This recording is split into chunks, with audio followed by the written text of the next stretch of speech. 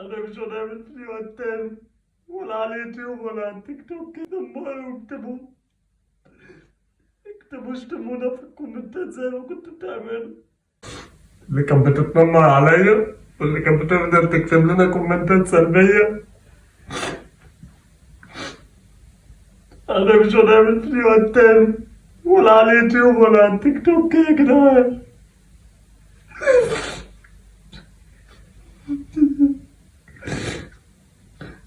اتنمروا ضحكوا، اتنمروا اكتبوا اشتمونا في الكومنتات زي ما كنتوا بتعملوا.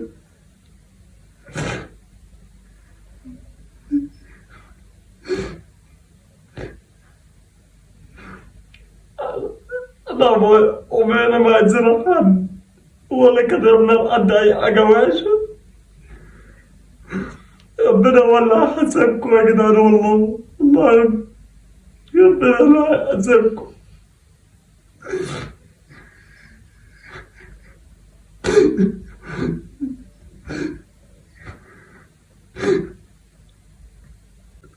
خلاص وبنسال الفيديو. خلاص خلصت. وبنقفل الفيديو. خلاص خلصت. مش الفيديو التاني ده كله يا معفن علشان مش عايز تشحن البوكة الشهرية. الباقة بتخلص بسرعة يا ياسر، الباقة بتخلص بسرعة. صدق انت طلعت معفن قوي. يعني كمان حلاق وبارد وبخيل. يعني تفتكر الناس اللي مش بيحبونا صدقوا؟ تفتكر؟ يا جدعان اتنمروا، اشتموا، اكتبوا كومنتات سلبية، اعملوا كل اللي انتوا عاوزينه. انا قاعد هنا في الابليكيشن ده على قلبكم، قاعد هنا وقاعد على اليوتيوب، كل ما تروح في حتة هتلاقيني. اعمل اللي عاوز تعمله يا عم.